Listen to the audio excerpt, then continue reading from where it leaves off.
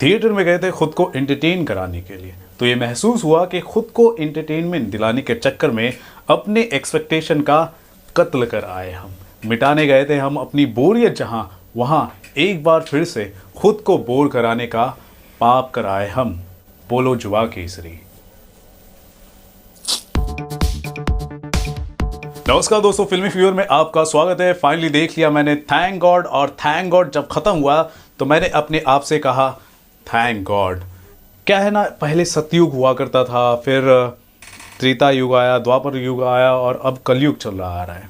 सतयुग जब युग था तो लोग सच बोलते थे, सब कुछ सत्य हुआ करता था। फिर धीरे धीरे मौसम बदलता रहा, सिचुएशन बदलते रहे और इंसानी दिमाग जो है, उनकी जो बुद्धि है धीरे धीरे भ्रष्ट होती गई। वो उनकी जो ये जो चीज़ है ना, घटती गई। और कलयुग में तो वैसा ही हो रहा है। लेकिन जब हिंदी फिल्म इंडस्ट्री से कुछ फिल्म मेकर्स है, जब अपनी फिल्में बनाते हैं और जो ऑडियंस के सामने पेश करते हैं ना, तो ऑडियंस जब उन फिल्मों को देखती है ना, तो उससे और भी जो हमारी जो बुद्धि है ना, वो घट जाती है। हमारा ये जो है ना, और भी ज़्यादा घट जाता है। एक अनसाइंटिफिक फिल्म जो रिलीज़ हुई और रिलीज़ होने के बाद हमें बताती है कि हमें जीवन कैसे जीना है, इसका ज्ञान देने वाली फिल्म है थैंक गॉड। और टू बी वेरी ऑनेस्ट, जब मैंने देखा मुझे अंदर से बहुत ही ज़्यादा गुस्सा आया और मैं सोच रहा था कि मैं क्या देख रहा हूँ। हमारे आज के दौर के बड़े सुपरस्टार अजय देवगन जो जुबा केसरी का प्रचार और प्रसार करते हैं, वो हमें ज्ञान दे रहे हैं जीवन जीने का। और एक कंटेस्टेंट के साथ जो ज़िंदगी और मौत की लड़ाई लड़ रहा है, उसके साथ एक गेम ऑफ लाइफ खेलते हैं। और उनकी जो सभा होती है वो अंतरिक्ष में होती है, और अंतरिक्ष में भी ओजोन के लेयर्स दिखाए जाते हैं। मतलब क्या दिखाने की कोशिश की जा रही है पता नहीं। और ये एक ऐसे चित्रगुप्त है नए ज़माने के, जिनको अमेज़ॉन प्राइम का जो ज़माना है वो पसंद आता है, लेकिन दूरदर्शन का ज़माना पसंद नहीं आता। उनके हिसाब से नया ज़माना वो है कि आप सूट बूट में अगर हो तो नया ज़माना है, और अगर आप इंडियन ट्रेडिशनल या क्लासिकल ड्रेसअप में हो या फिर उस तौर तरीके से जी रहे हो, तो वो ज़माना नहीं, वो पुराना ज़माना है। तो बेसिकली मैं कहना चाहता हूँ, कपड़े ही तो बदलते हैं। आप पुराने ज़माने में ले लो या आज के ज़माने में ले लो, सभी तो कपड़े ही पहनते थे। तो ज़माना जो है, आप टेक्नोलॉजी के आधार पर आप उसको डिस्क्राइब कर सकते हो, लेकिन यहाँ पर आप कपड़ों के हिसाब से भी आप ज़माने को दिखाने की कोशिश कर रहे हो। सूट बूट, वो जो हमारे वेस्टर्न कंट्रीज़ के जो सूट बूट पहनते हैं, उनके पास पहले टेक्नोलॉजीज़ हुआ करती थी, टेलीविज़न सेट्स, सैटेलाइट्स, अपने चैनल्स के थ्रू, अपने मूवीज़ के थ्रू अपने कल्चर को, अपने पहनावे को हर जगह उन्होंने प्रमोट किया, उन्होंने राज भी किया। ब्रिटिशर्स की अगर बात की जाए तो उनका सूट बूट जो पहनावा है वो हर तरफ पॉपुलर है। तो इसका मतलब ये नहीं कि नया ज़माना, उनका जो कपड़ा है वो आजकल यहाँ के लोग फॉलो करते हैं, तो इसका मतलब ये नहीं कि नया ज़माना हो गया। नए ज़माने का मतलब ये नहीं, कपड़े बदल गए। आपके जो एंसेस्टर्स है, आपके जो भगवान है, उनका तो अपना ही एक रूप है, अपना ही तरीका है, ठीक है। लेकिन यहाँ पर आपको कुछ अलग ही तरीके से पेश करना है, आपको पूरा का पूरा वेस्टर्नाइज कर देना है। नए ज़माने के नाम पर आपके सामने एक ऐसा ढकोसला पेश करना है जिससे लगे कि जो भी वेस्टर्नाइज जो चीज़ें हैं वो बिल्कुल नया है, बिल्कुल अलग है और वही नॉर्मल है। लेकिन भाई, ज़माना बदलता है, लेकिन आपको मैं बता दूँ, ज़माना इस तरह नहीं बदलता, कपड़े बदलते हैं। ज़माना वही का वही होता है। उस ज़माने भी लोग खाना पीना खाते थे, अभी भी लोग खाना पीना खाते हैं, बस टेक्नोलॉजी बदल गई है। तो उसको आप नए ज़माने का नाम मत दिया करो यार। टेलीफोन पर हनुमान जी फ़ोन करते हैं चित्रगुप्त से, चित्रगुप्त यानी सीजी, कैरेक्टर का नाम यहाँ पे बदल दिया गया है, सीजी कर दिया गया है। तो मतलब क्या दिखाने की कोशिश की गई है, मुझे तो पता नहीं, मेरे सर के ऊपर से गया था बेसिकली।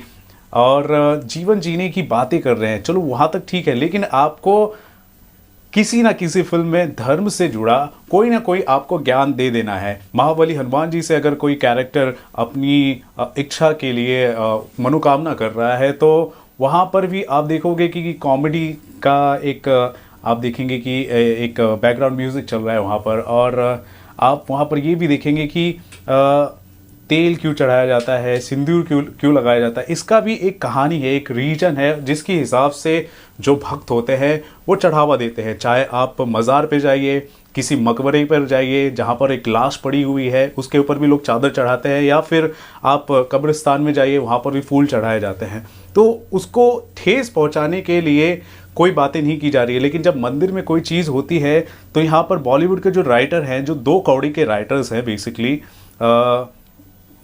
पता नहीं इनका रेफरेंस कहाँ से आता है, वो कहाँ से सीखते हैं अपनी कल्चर से। इनको कभी प्राउड फील नहीं हुआ है, अपने कल्चर को आज तक ज़िंदगी में कभी समझ नहीं पाए। ना इन्होंने महाभारत पढ़ा है, ना गीता पढ़ा है, ना रामायण पढ़ा है, ना ऋग्वेद, कोई भी वेद नहीं पढ़ा है, कोई भी अपने एंशिएंट स्क्रिप्चर्स को आज तक नहीं पढ़ा है। जो भी वेस्टर्न कंट्रीज़ होते हैं उनसे इंस्पायर्ड होकर कुछ फिल्में बनाते हैं और यहाँ पर धर्म से जुड़ा अपना ही कुछ लॉजिकल ज्ञान देने लगते हैं, जिनको 2 कौड़ी का भी ज्ञान नहीं है। इस तरह के राइटर्स होते हैं और उन राइटर्स के साथ इंद्र कुमार फिल्म बना रहे हैं बेसिकली। मतलब वो तो चलो वहाँ तक ठीक है, अजय देवगन इतने बड़े सुपरस्टार है वो, लेकिन ये देखो किस तरह के स्क्रिप्ट पर वो काम कर रहे हैं। अगर वो स्क्रिप्ट पर काम कर रहे हैं तो उनको ये बात पर ध्यान देना चाहिए कि किस तरह की राइटिंग हो रही है, किस तरह के डायलॉग्स हैं। मंदिर में गए हम फूल चढ़ाने के लिए तो पता चला कि हम फूलों का कत्ल कर आए हम। हाँ, जहाँ पर हम पाप मिटाने गए थे खुद एक और पाप कर आए। मतलब इस तरह के डायलॉग, इतने बेतुके डायलॉग्स हैं, इतने बेतुके डायलॉग्स हैं बेसिकली। अलग अलग तरीके से आप देखोगे काफ़ी ज़्यादा ऑफेंसिव ये फिल्म लगती है और बाद में उसको न्यूट्रलाइज करने के लिए आप कुछ फैमिली एंगल डाल देते हो, थोड़ा इमोशनल टच डाल देते हो, माँ का रेस्पेक्ट करना आप दिखा देते हो, लेकिन दूसरी तरफ वैष्णो देवी का आप अपमान भी करते हो। मतलब एक अलग ही तरीके से ये फिल्म बताने की कोशिश की गई है। And to be very honest, इस फिल्म को लेकर मेरा थोड़ा भी एक्सपेक्टेशन नहीं था और मेरे एक्सपेक्टेशन पर खरी उतरी, लेकिन मेरे एक्सपेक्टेशन को इस फिल्म ने पूरी तरह से कत्ल कर दिया। तो इस फिल्म को मैं आउट ऑफ 5 2 स्टार्स देना चाहूँगा, क्योंकि सिद्धार्थ मल्होत्रा का परफॉर्मेंस मुझे अच्छा लगा टू बी वेरी ऑनेस्ट, और रकुल प्रीत का भी थोड़ा बहुत अच्छा काम है। अजय देवगन अपनी हिसाब से एक्टिंग कर लेते हैं, लेकिन उस हिसाब से वो दिख नहीं रहते, लेकिन फिर भी अपने प्रेजेंस के थ्रू सीजी का जो कैरेक्टर है वो काफ़ी इंटरेस्टिंग बना देते हैं। लेकिन जो फिल्म की जो राइटिंग है, जहाँ जहाँ पर वो अननेसेसरी सीन्स आए गए या डाले गए, थोपे गए, वो मुझे बिल्कुल पसंद नहीं आया। और इस तरह की फिल्मों से लोगों को बचना चाहिए बेसिकली, क्योंकि ऐसे ऐसे डायलॉग आपको देखने को मिलेंगे, ऐसे ऐसे इलॉजिकल सीन्स आपको दिखाई देंगे, पता ही नहीं चलेगा। सभा जो है अंतरिक्ष में चल रही है, ओजोन्स की लेयर दिखाए जा रहे हैं। और अगर चित्रगुप्त अगर बात कर रहे हैं संस्कृत में तो उसका भी मजाक उड़ाया जा रहा है, कुछ ऐसा ही लगता है, आपको ऐसा फील होगा। वहीं सीजी जो कैरेक्टर है, हिंदी में जो कहावत है जैसी करनी वैसी भरनी, उसको अंग्रेजी में बताकर उसको हिंदी में ट्रांसलेट करते हैं। मतलब उनका रेफरेंस भी है कुछ अलग तरीके से है, वोडका रम इंग्लिश में चल रहे हैं।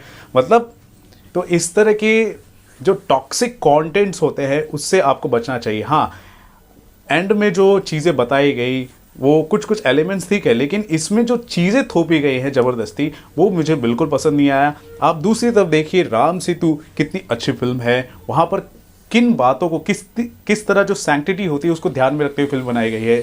कांतारा है, दूसरी तरफ हर हर महादेव है, लेकिन इस तरह की भी फिल्म अभी भी बनने शुरू हो रहे हैं। ऐसे फिल्म मेकर्स को अब बचना चाहिए कि इस तरह के कंटेंट्स अब नहीं लाने चाहिए, लेकिन फिर भी वो लेकर आ रहे हैं। उनको हिम्मत कहाँ से मिल रही है ये मुझे नहीं पता चल रहा, लेकिन ये जो फिल्म है मेरे ख्याल से वेस्ट ऑफ टाइम था। अगर आप देख रहे हैं, अगर आपको थोड़ा भी कुछ डिवोशनल नॉलेज अगर नहीं है, या फिर एक सिविलाइजेशन को किस तरह नष्ट किया जा सकता है, किस तरह ख़त्म किया जा सकता है, इस तरह के जो षड्यंत्र होते हैं, इससे रिलेटेड अगर आपके पास कोई जानकारी नहीं है तो आपको ये फिल्म एंटरटेनिंग लग सकती है। लेकिन अदरवाइज़ अगर आपको सब चीज़ों का ज्ञान है, कुछ हद तक भी आप चीज़ों को समझ रहे हैं, तो आपको ये फिल्म वाकई पसंद नहीं आ सकती है। तो मुझे तो बिल्कुल ये पसंद नहीं आई और मैं किसी को रिकमेंड भी नहीं करना चाहूँगा। लेकिन फिर भी अगर आप ये फिल्म देखना चाहते हैं तो आप देख सकते हैं।